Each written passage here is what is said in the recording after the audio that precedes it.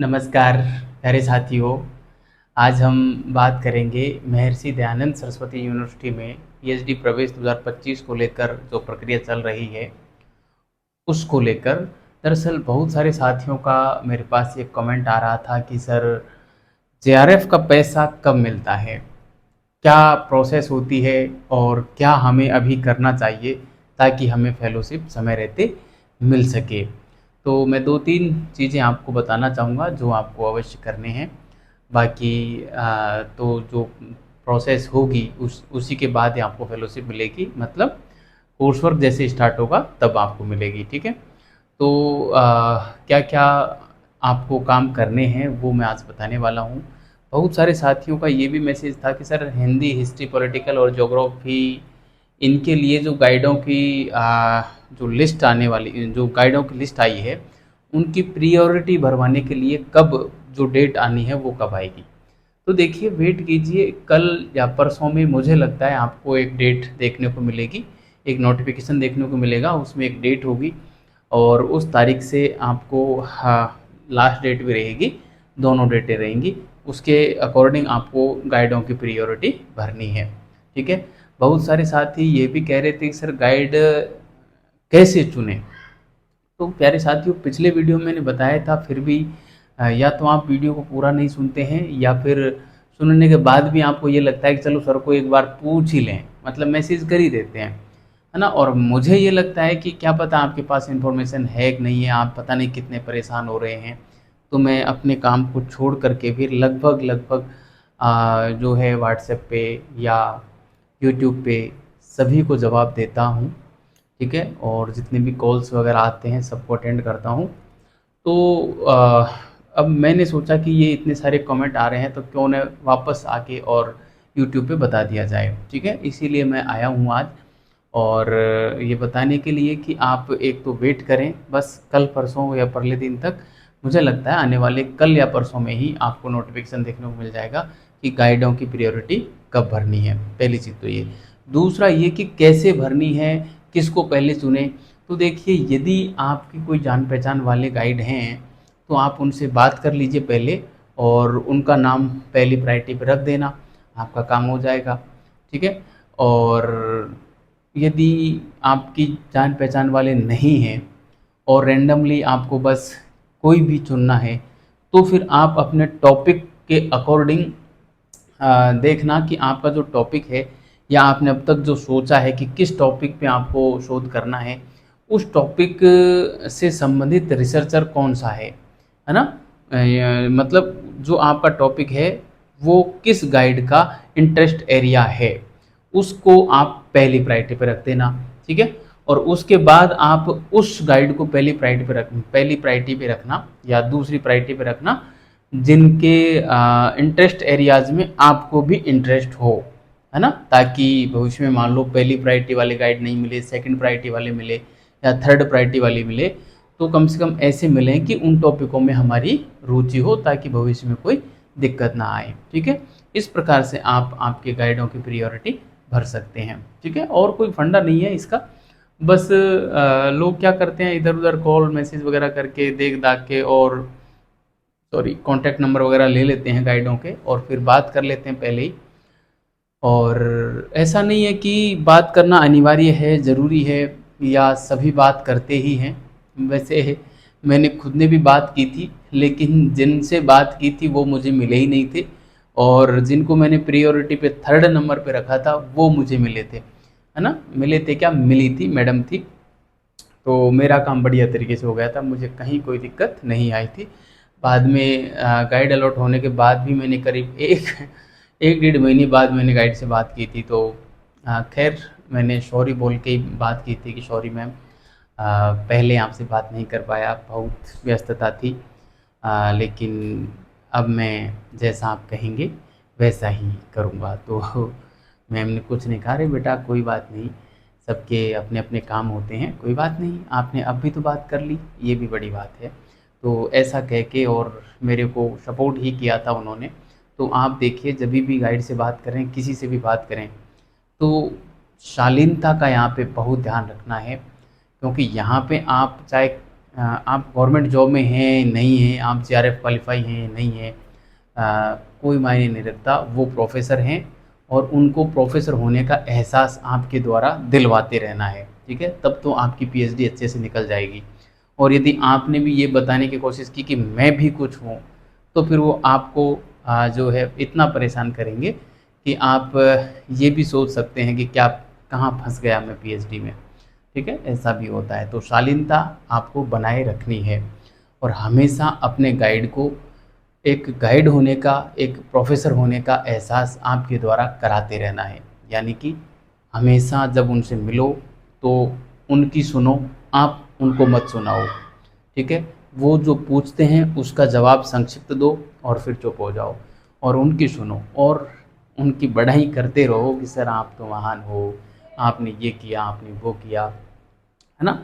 उनके बारे में कुछ लोग जो उनके बारे में जो जानने का प्रयास करते हैं ना, वो इसीलिए जानने का प्रयास करते हैं कि हम उनके बारे में 2 शब्द अच्छे बोल सकें, ठीक है? तो क्या होता है ना, गाइड हमसे खुश रहता है और खुश रहता है तो फिर हमारा काम अच्छे से हो जाता है। वरना गाइड जब हमसे रूठ गया तो ये मान के चलो कि फिर पीएचडी बड़ी मुश्किल हो जाती है और 4-5 साल निकालना हमारे लिए एक तरीके से कैद जैसा हो जाता है। मैं कई लोगों को देखता हूँ बड़े ही दुखी रहते हैं, पीएचडी छोड़ने की स्थिति तक में आ जाते हैं।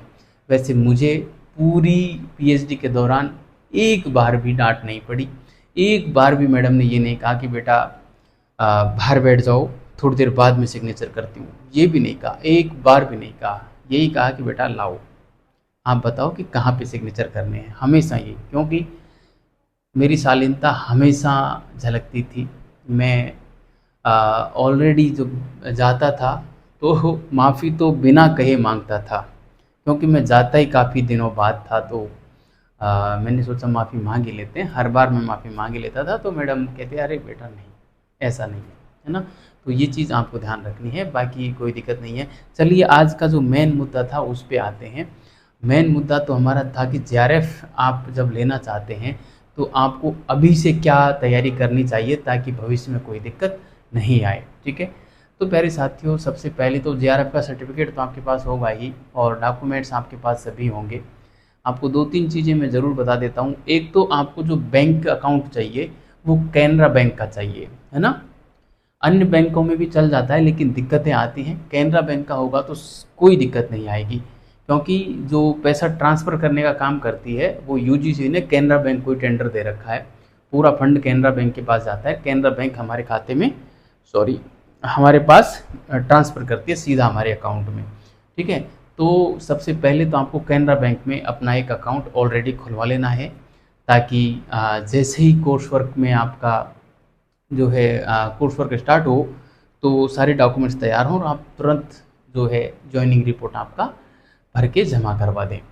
तो एक तो आपको ये ध्यान रखना है। दूसरा आपको ये भी ध्यान रखना है आपका जो आधार कार्ड है उसमें किसी भी प्रकार की त्रुटि नहीं हो, या आपके जो मूल डॉक्यूमेंट्स हैं उसमें और आधार कार्ड में कोई मिसमैच नहीं हो ना, मतलब किसी भी प्रकार की कंट्रोवर्सी नहीं हो। यदि है तो उसको आप करेक्शन करवा लीजिए और आधार कार्ड को वही रखवाइए जो आपके डॉक्यूमेंट्स में है, क्योंकि आधार कार्ड के माध्यम से आपकी जो है एक पोर्टल बनेगा, उस पे आधार अपडेट होता है, लगातार अपडेट होता रहता है, ठीक है? जो कैनरा बैंक का जेआरएफ स्टूडेंट सॉरी एक जेआरएफ स्टूडेंट पोर्टल के नाम से होता है, जिस पे प्रत्येक विद्यार्थी की एक आईडी बनी हुई रहती है ना? और उस पे विद्यार्थी अपना पूरा जो पैसा है 5 साल का वो पूरा देख सकता है ना? कि किस महीने में कितना पैसा हमारे अकाउंट में आएगा, एचआरए कितना आएगा, कंटीजेंसी कितनी आएगी और जो है मूल जेआरएफ कितनी आएगी। और उसमें फिक्स तारीख भी रहती है कि किस तारीख से हमारी फेलोशिप शुरू हुई है और अंतिम तारीख क्या होगी जो हमको अंतिम रूप से फेलोशिप मिलेगी, है ना? पूरा विवरण उसमें रहता है। तो वो जो पोर्टल लॉगिन होता है ना, उस पोर्टल के लिए आपको एक मेल आईडी की आवश्यकता पड़ेगी, और एक आपको आधार कार्ड चाहिए होगा, ठीक है? तो आधार कार्ड में कोई त्रुटि नहीं हो, क्योंकि मेल आईडी तो हम बना लेते हैं तुरंत ही, तो कोई दिक्कत नहीं होगी मेल आईडी से। तो आधार कार्ड को आपको अपडेट रखना है, बाकी तो सारे डॉक्यूमेंट्स आप लोगों के पास रहते ही हैं, ठीक है? तो इस प्रकार की कोई दिक्कत डॉक्यूमेंट्स की और बाकी रहेगी नहीं। बस 2 चीज़ों का विशेष ध्यान रखना, आधार कार्ड और एक bank account number. Bank account number किसी भी कंडीशन में गलत नहीं भरने हैं, वरना क्या होता है कि आरंभ के जो 2-3-4 महीने की फेलोशिप होती है ना, वो एक साथ डलती है। थोड़ा सा समय लगता है आरंभ में, तो 2 महीने की, 3 महीने की वो एक साथ डलती है, तो काफ़ी बड़ी राशि हो जाती है। फिर वो मान लो गलत अकाउंट नंबर डल गए, तो फिर वो किसी अन्य के अकाउंट में चली जाएगी, है ना? तो उन चीज़ों का आपको ध्यान रखना है। अब आप लोगों का एक प्रश्न और था कि सर फेलोशिप मिलेगी कब से? क्या कोर्स वर्क के साथ ही प्रारंभ हो जाएगी या बाद में मिलेगी? तो मैं आपको बता दूं, आपकी जो फेलोशिप होगी वो कोर्स वर्क के साथ में ही प्रारंभ हो जाएगी, कहीं कोई दिक्कत नहीं है। कई यूनिवर्सिटियां ऐसी हैं जो गाइड जो अलॉट करती हैं वो कोर्स वर्क हो जाने के बाद अलॉट करती हैं, इसलिए वहाँ पे थोड़ी सी दिक्कत ज़रूर आती है, क्योंकि जो आपका जेआरएफ वाला जो फॉर्म होता है हर महीने का, जो एक तो कंटिन्यूएशन सर्टिफिकेट लगता है हर महीने का, और प्रारंभ में जब आपकी फेलोशिप स्टार्ट होती है वो जेआरएफ के नाम से जेआरएफ ज्वाइनिंग रिपोर्ट नाम से एक फॉर्म होता है, वो गूगल से डाउनलोड करना पड़ता है, वो भरा जाता है और उसमें गाइड के सिग्नेचर होते हैं, एचओडी के होते हैं, और जो रजिस्ट्रार साहब होते हैं उनके होते हैं, प्लस शोधार्थी के होते हैं। ये 4 सिग्नेचर उसमें होते हैं, प्लस एक रजिस्ट्रेशन डेट उसके अंदर डाली जाती है। जिस दिन की वो रजिस्ट्रेशन डेट डाली जाती है उस दिन से आपकी फेलोशिप प्रारंभ मानी जाती है, ठीक है? यानी कि जॉइनिंग रिपोर्ट वाला फॉर्म आप जो भरोगे उसमें आपकी एक डेट डलेगी, रजिस्ट्रेशन डेट। वैसे तो आपका रजिस्ट्रेशन होगा नहीं, वो होगा कोर्स वर्क हो जाने के बाद, जब आरआरसी होगी, और आरआरसी में जब आपकी सिनॉप्सिस जो है स्वीकार ली जाएगी, उसके बाद सिनॉप्सिस स्वीकारने के बाद आपकी सिनॉप्सिस सबमिट करने के लिए और पीएचडी में रजिस्ट्रेशन के लिए आपको एक शुल्क जमा करना पड़ेगा। जिस दिन आप वो शुल्क जमा करते हैं उस दिन आपका मूल रजिस्ट्रेशन होता है। तब तक आप प्रोविजनल के रूप में ही रहोगे, है ना? प्री पीएचडी के विद्यार्थी ही आप माने जाओगे। लेकिन आपका जो रजिस्ट्रेशन डेट है वो फेलोशिप वाले जिनको फेलोशिप मिलेगी उनका रजिस्ट्रेशन जो डेट रहेगी वो कोर्स वर्क हेतु जो शुल्क जमा करवाओगे वो रहेगी, ठीक है? जैसे मान लो कल ही नोटिफिकेशन आ जाता है कि आपको 30 अगस्त से और कोर्स वर्क फीस जमा करानी है, और किसी भी साथी ने 30 अगस्त को ही मान लो फीस जमा करवा दी, तो 30 अगस्त के दिन से ही आपका पैसा स्टार्ट हो जाएगा, और जो अकाउंट में पैसा आएगा वो 30 अगस्त से ही आएगा, ठीक है? 30 अगस्त का भी आएगा और फिर आगे का आता रहेगा। मतलब स्टार्ट तो हो जाएगा लेकिन अकाउंट में नहीं आएगा। अकाउंट में कब आएगा? जब आप जेआरएफ ज्वाइनिंग रिपोर्ट वाला फॉर्म भर देंगे, साथ में आपके सारे डॉक्यूमेंट्स लगा देंगे, फिर आपको आपकी यूनिवर्सिटी में एक ऑफिस रहता है जिसको यूजीसी ऑफिस के नाम से जानते हैं, उसमें जाके आपको फॉर्म जमा कराना है।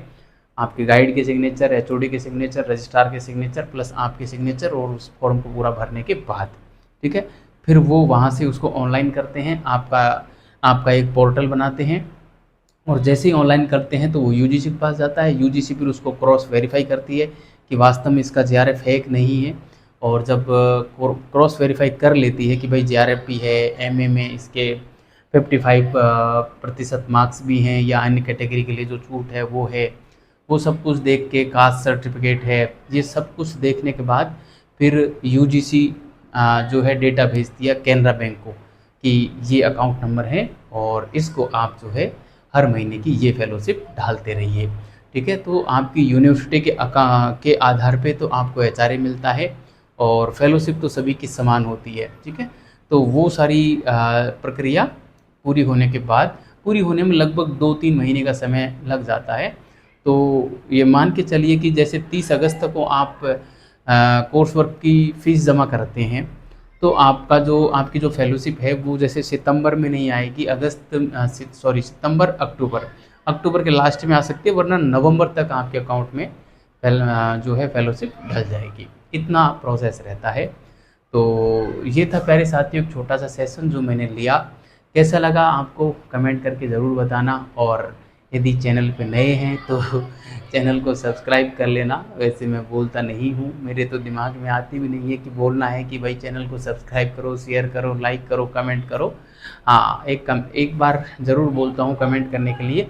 यदि आपकी कोई क्यूरी हो तो आप कमेंट कर देना, उसका जवाब मैं दे दूँगा। चलिए मिलते हैं अगले सेशन में, तब तक के लिए नमस्कार।